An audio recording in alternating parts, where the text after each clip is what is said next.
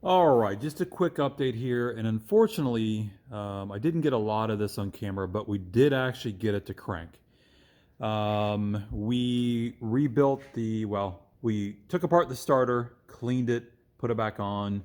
We temporarily have kind of the flex plate or the starter ring, whatever that is, bolted back in place, and just got it held on there for now. So we were able to get it to crank. We hand turned it a little bit just to make sure everything was moving good. It was. And once we started to get it to crank, it would occasionally, maybe after every 2 revolutions, stop. And finally, after a couple times of that, unfortunately, a ton of water came out on this side. So basically, there's water in the cylinders. I think I told you before, there was water in the oil pan that was all drained out. So I probably need to drain this again.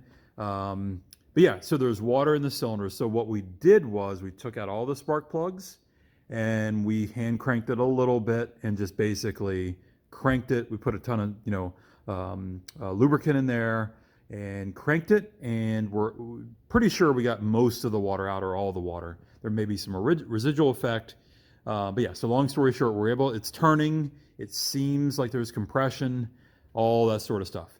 So yeah, once we decided to see if we can get this thing to fire, we of course pumped the fuel, get some fuel in the fuel filter, and the pump started working, and it started pouring out of the back of it. Obviously, there's stuff probably stuck in there, old fuel, whatever. The carburetor's in really rough looking shape. So that's what she looks like. So we started to get where there's fuel would just keep pouring out. We killed the fuel pump and just try to get it to crank. Use some starter fluid, and we did actually get it. Again, sorry it's not on video. Did get a fire or two. Not very much, but a fire or two. And then we decided to call it quits.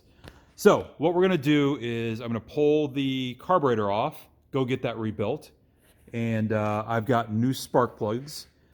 I don't want to put the new spark plugs in just yet, but I may clean these spark plugs, put those back in, put the rebuilt carburetor on top, and once we get it cranking, running, then put the new spark plugs in.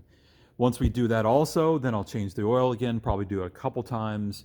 I'll probably use some very cheap oil from Walmart until we get it up and going, and then we'll put in some good quality stuff, maybe Ems oil. So yeah, it sounds like we've got spark, we've got compression, we need to fix the fuel situation, and so that's where we're at. Anyways, just wanted to thank everybody for their comments below, and we'll keep you posted. So we're definitely motivated to get this up and running, but realistically, we're probably maybe a month or two away from some serious, use of the boat. So yeah, if you have any questions, let me know. If you have any suggestions, please post below. Thank you very much. Thanks for watching. So I did fail to mention that the switches were not working, so we basically just kind of attached it to the battery to start the motor, or to try to crank the motor. So I'm going to replace these while the carburetor's out, getting rebuilt, and maybe just go ahead and do all these switches up here. Also, if you guys have found a good replacement push-pull cable, let me know. From what I understand, a buddy of mine's told me that there's one available, or you can find them on eBay, like a cement mixer or something like that, but it's a push-pull cable. Obviously, they have the Teleflex ones. Those are stainless steel. They're expensive. I'd like to keep it cheap if I can. Safety is obviously important to me, but also a throttle cable. So if you got a good source for a throttle cable, this one's shot, you want to replace it, let me know. Thanks.